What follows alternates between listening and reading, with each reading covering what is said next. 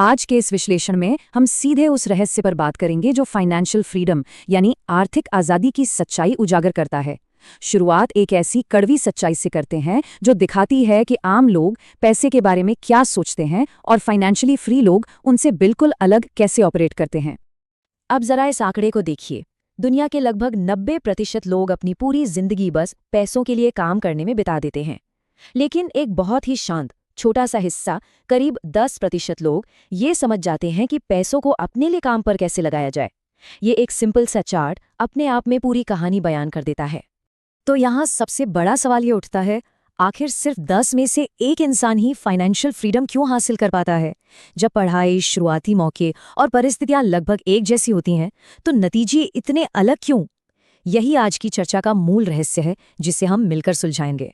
चलिए इसे कहानी से समझते हैं। तसव्वुर कीजिए, एक कमरे में 10 लोग बैठे हैं। सबकी उम्र 30 साल है, एक ही पड़ोस में रहते हैं और एक ही कंपनी में बराबर की सैलरी पर काम करते हैं। लेकिन ठीक 5 साल बाद का मंजर देखें।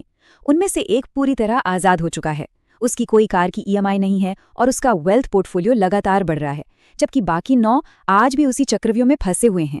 अब उन 9 लोगों की आम जिंदगी की असलियत आखिर होती क्या है?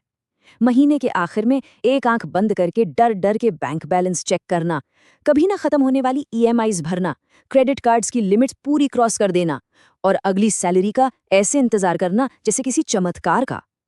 समाज के सामने अमीर दिखने का ये जो दिखावा है ना, ये असल अमीरी से बहुत दूर है। सिर्फ दिखावे के लिए उन चीजों को खरीदना जिनकी असल में कोई जरूरत ही नहीं है, ये एक ऐसी बीमारी बन चुकी है जो इंसान को अंदर से खोखला कर देती है। Rule number 1, income versus true wealth. आइए इस नजरिए को पूरी तरह बदल कर देखते हैं। आमतौर पर लोग सिर्फ अपनी आमदनी बढ़ाने पर फोकस करते हैं। ऐसा लगता है जैसे सैलरी बढ़ने का सीधा मतलब अमीर होना है। लेकिन ये बातब का उदाहरण इस गलतफहमी को बहुत सटीक तरीके से दूर करता है। देखिए, अगर नल से पानी अंदर आ रहा है, जिसे हम इनकम कह सकते हैं, तो इसका तब तक कोई फायदा नहीं जब तक नीचे का ड्रेन या छेद बंद ना किया जाए। वो छेद असल में खर्चे हैं।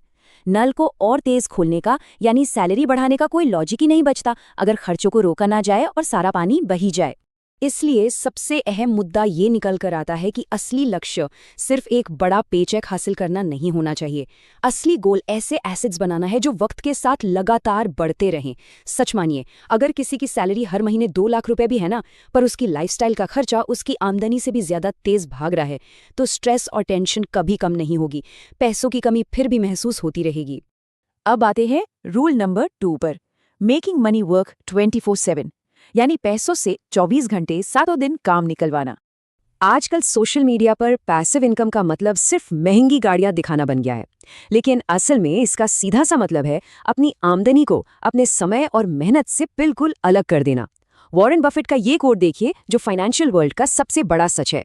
अगर सोते समय पैसा कमाने का तरीका नहीं ढूंढा तो मरते दम तक काम करना पड़ेगा। चूंकि दिन में समय पूरी तरह सीमित है, सिर्फ 24 घंटे ही है हमारे पास, इसलिए ये मैथमेटिकली जरूरी हो जाता है कि पैसा एक इंडिपेंडेंट साथी की तरह खुद ब खुद काम करता रहे।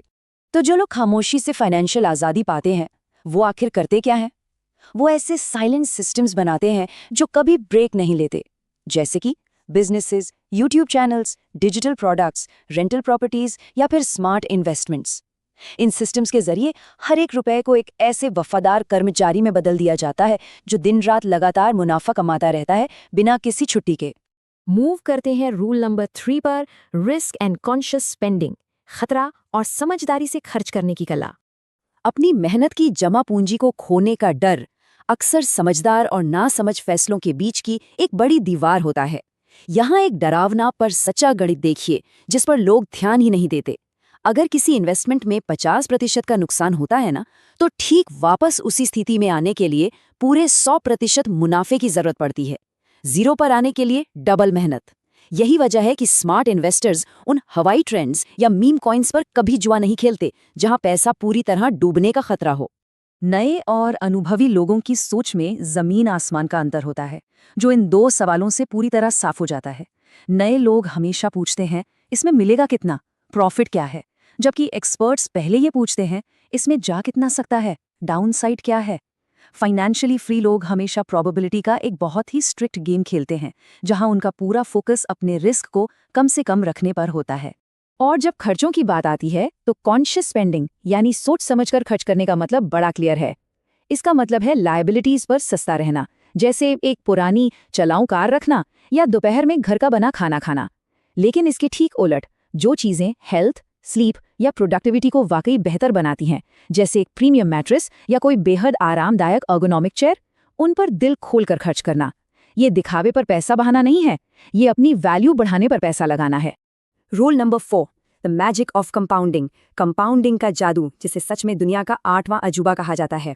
यहाँ ये समझना बहुत ही जरूरी है कि सिर्फ एक छोटा सा नजरिया बदलने से वक्त के साथ वेल्थ कितनी तेज रफ्तार से खुद ब खुद बढ़ने लगती है। प्रोसेस देखिए, पहले शुरुआती कैपिटल इन्वेस्ट होता है, फिर वो शुरुआती पैसा रिटर्न्स जनरेट करता है, और फिर आती है सबसे दिलचस्प बात, वो रिटर्न्स भी आगे चलकर और ज्यादा पैसा बनाते हैं।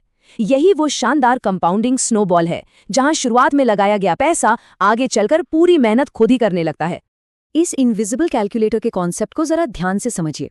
जो लोग वेल्थ बनाते हैं वो आज के 1000 रुपये बचाने को कोई बोझ या कुर्बानी नहीं समझते, बल्कि वो उसे भविष्य के 10,000 रुपये की तरह देखते हैं।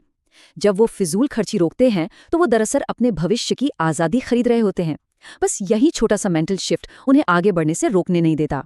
और अब आखिरी rule number 5, the lifestyle inflation trap.